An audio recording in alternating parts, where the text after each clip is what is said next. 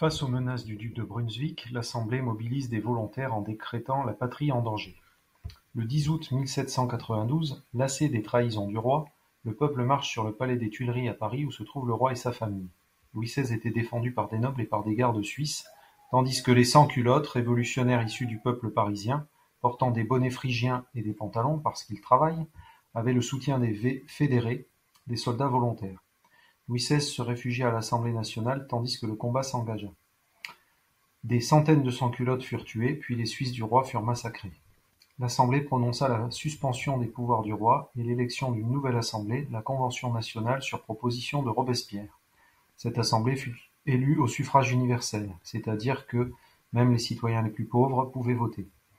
Le 20 septembre 1792, le général Kellermann et les Français remportent la bataille de Valmy contre les Autrichiens et Prussiens commandés par le duc de Brunswick.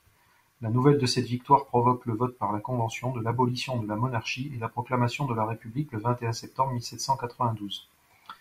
Ce fut ensuite le procès du roi, qui fut condamné à mort par la Convention et guillotiné le 21 janvier 1793. La Convention est alors divisée en 3 parties. C'est à ce moment-là qu'apparaissent la gauche, la droite et le centre, selon leur position par rapport au président de l'Assemblée.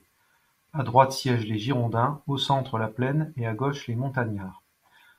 Les Girondins, qui se trouvent à droite, sont menés par Brissot et Vergniaud. Ils sont issus de la bourgeoisie marchande et sont des villes, comme Bordeaux par exemple, et sont favorables au libéralisme économique et à une république fédérale sur le modèle américain avec une autonomie des départements. Ils s'opposent aux sans-culottes et à l'exécution du roi. Ils sont au pouvoir de l'été 1792 au 2 juin 1793. À cause des défaites militaires qui s'enchaînent et de la montée des prix qui menacent le peuple, les sans-culottes renversent et font arrêter les Girondins, qui sont ensuite exécutés. Ils permettent l'arrivée au pouvoir des Montagnards, dont les chefs sont Danton et Robespierre, et qui représentent la gauche. Desmoulins et Saint-Just, députés de l'Aisne, font également partie des Montagnards. Proches des sans-culottes, ils bloquent la montée des prix avec la loi du maximum proposée par Robespierre. Les Montagnards veulent une république unitaire et centralisée, sociale et populaire qu'on surnomme la République jacobine. Ils mettent en place un gouvernement exceptionnel appelé le Comité de salut public, qui est dirigé par Danton et Robespierre. Created using Powtoon.